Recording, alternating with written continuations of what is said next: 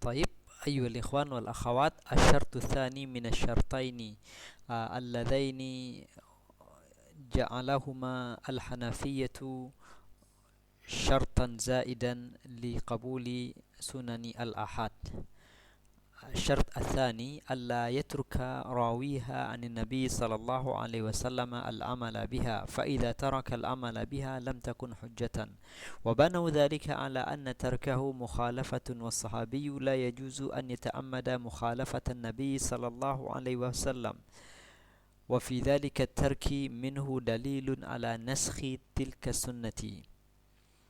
Syarat kedua menurut ulama Hanafiyah adalah bahwa perawi yang meriwayatkan hadis tersebut dari Nabi Muhammad SAW dalam hal ini tentu adalah sahabat, yaitu sahabat yang meriwayatkan hadis tersebut tidak meninggalkan hadis itu dalam amalannya. Artinya dalam masalah yang berkenaan dengan hadis itu, yang dia praktekkan adalah apa yang sesuai dengan hadis tersebut. Tapi apabila dia meriwayatkan suatu hadis namun dalam prakteknya dia mengamalkan cara dia beramal itu tidak berdasarkan hadis itu atau tidak sesuai dengan hadis tersebut, maka dengan sendirinya hadis itu tidak bisa dipakai hujjah, tidak bisa menjadi dalil. Apa alasan mereka? Banau dzalika ala anna tarkahu mukhalafatun. Ini alasan mereka adalah bahwa sikap sahabat yang tidak mengamalkan hadis tersebut tentu merupakan suatu pelanggaran, ya. Wasahabi dan sahabat, seorang sahabat tidak boleh atau katakanlah tidak mungkin, ya, karena mereka semuanya adalah udul, tidak mungkin sengaja melanggar perintah Nabi Muhammad sallallahu alaihi wasallam. Kemudian juga fi zalika tarki minhu dalilun ala naskhi tilka sunnah, dan bahwa mereka tidak mengamalkan sunnah tersebut itu juga menunjukkan bahwa sunnah itu sudah dinasahkan. Nah, itu dalil atau hujah mereka. Kemudian penulis Syekh Al-Judai menanggapi, wa hadza qaulun lam yuqbal min al-hanafiyyati fa inna sahabiyya ghairu ma'sumin min nisyanin aw ghaflatin. والراوي قد يحدث بالشيء فيأتي عليه الزمان فينساه، كما نسي عمر بن الخطاب رضي الله عنه قصة التيمم وذكره بها عمار ابن ياسر رضي الله عنه، والقصة في الصحيحين في وقائع كثيرة تشبه ذلك. وكذلك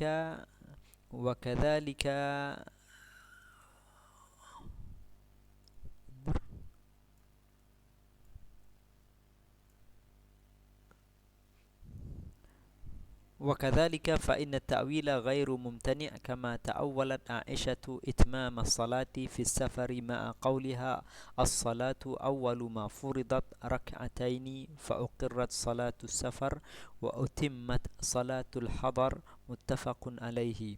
فيجوز أن يكون هذا الاحتمال أو غيره واردا على رأي من روى خبرا فخالفه، وهذا بخلاف روايته فإنها سالمة من هذه الاعتراضات.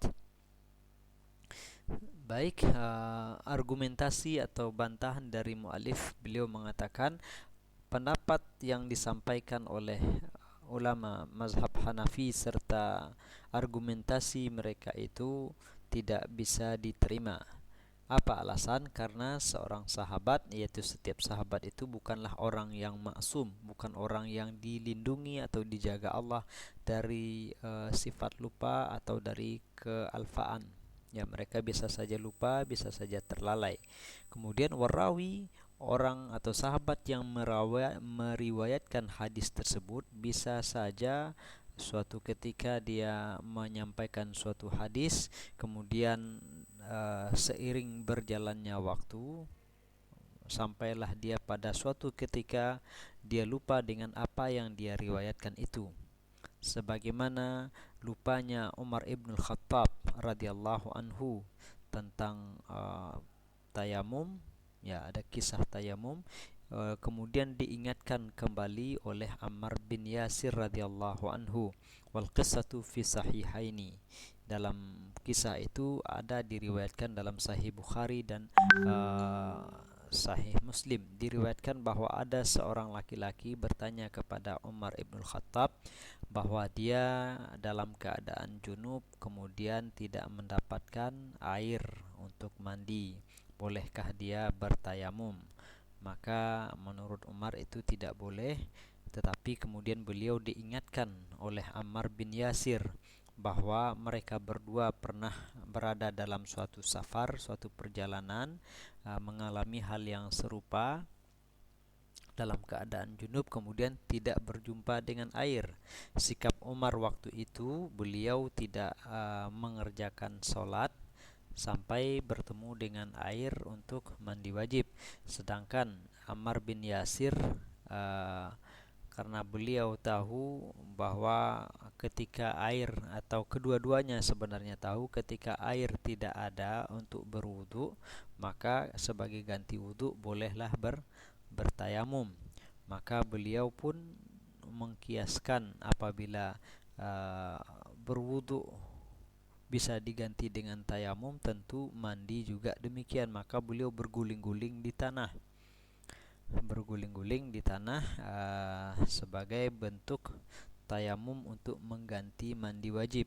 Kemudian karena mereka berselisih pandang itu, ketika kembali ke Madinah, beliau menceritakan perihal itu kepada Nabi Muhammad sallallahu alaihi wasallam.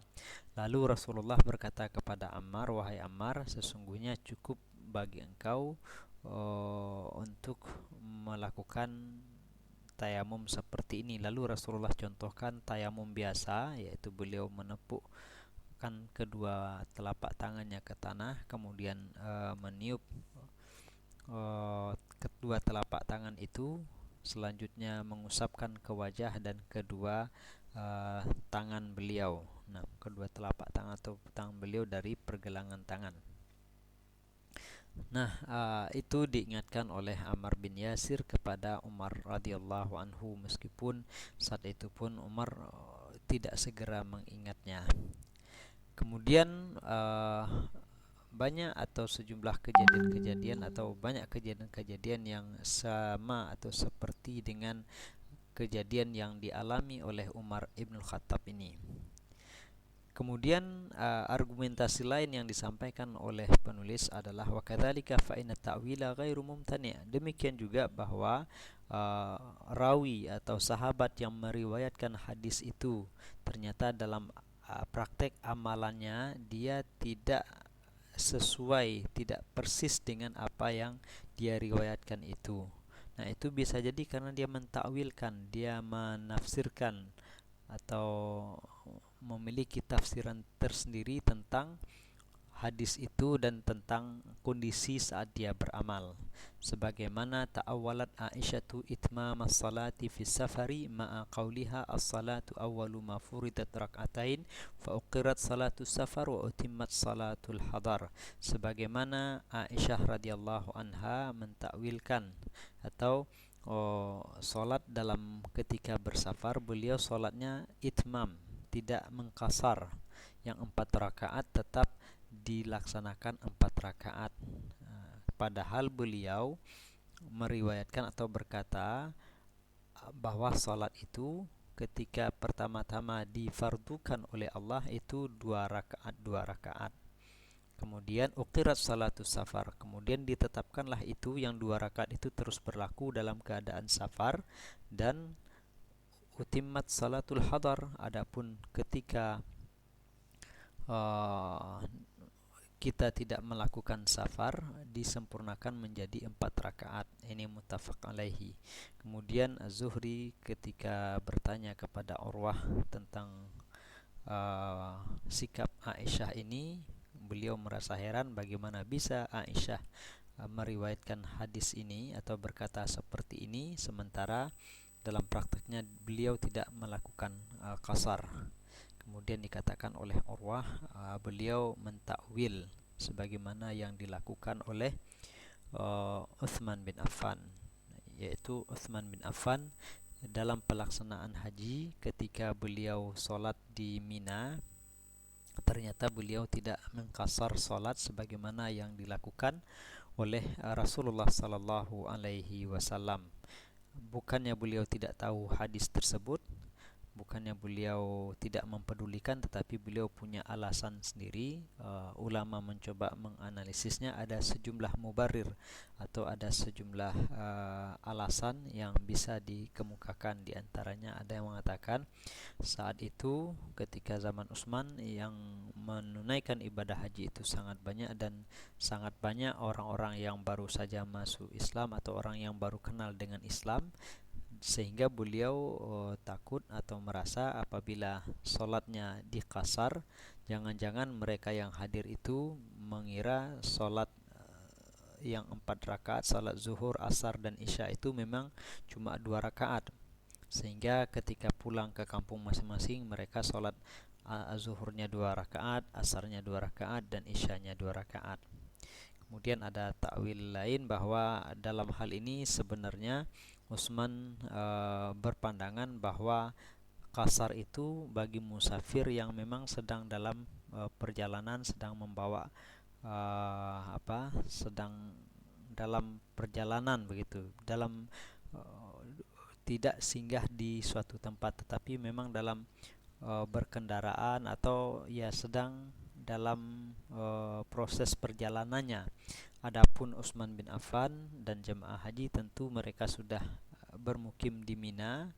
Nah, walaupun itu hanya beberapa hari, tapi karena mereka sudah menetap, dan menurut beliau yang dimaksud dengan mengqasar ketika safar yaitu ketika proses safarnya itu sedang berlangsung, yaitu ketika mereka sedang bepergian itu, bukan setelah singgah atau menetap di suatu tempat.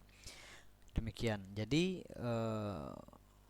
Utsman bin Affan radhiyallahu anhu tidak mengabaikan hadis Nabi Muhammad sallallahu alaihi wasallam, tetapi beliau memiliki takwil atau pemahaman yang pemahaman tersendiri tentang maksud dari perintah untuk atau syariat dibolehkannya mengqasar salat ketika dalam perjalanan, yaitu ketika safar. Artinya beliau memiliki definisi atau tafsir tersendiri tentang yang dimaksud dengan safar itu. Nah, dengan adanya kemungkinan-kemungkinan seperti itu, bahwa mungkin saja si perawi yaitu sahabat yang meriwayatkan tadi seperti disebutkan di atas lupa, atau bisa saja dia melakukan sesuatu yang berbeda dari zahir teks itu karena dia memiliki pemahaman tersendiri yang tentunya juga tidak keluar dari koridor yang benar. Nah, kemungkinan-kemungkinan ini tentu hanya ada pada diri sahabat yang bersangkutan. Adapun tentang apa yang diriwayatkannya tentu tak bisa diganggu gugat lagi. Apabila betul itu beliau riwayatkan dari Rasulullah sallallahu alaihi wasallam, tentu tidak ada kemungkinan-kemungkinan itu. Nah, beliau katakan fayajuzu an yakuna hadzal ihtimalu aw ghairuhu waridan ala ra'yi man rawa khabaran fa khalafahu wa hadha bi khilafi riwayatihi fa innaha salimatun min hadhihi al-i'tiradat. Maka kemungkinan ini ataupun kemungkinan yang lain mungkin terjadi pada pendapat dan cara pandang orang yang meriwayatkan khabar, meriwayatkan hadis itu. Kemudian dia mengambil sikap yang lain. Ini berbeda dengan apa yang diriwayatkannya. Apabila betul itu dari Nabi Muhammad SAW, maka itu tentu tidak bisa diganggu gugat. Baik, untuk berikutnya catatan ke-6 tentang catatan yang berkaitan dengan sunnah ahad. InsyaAllah kita lanjut pada video berikutnya.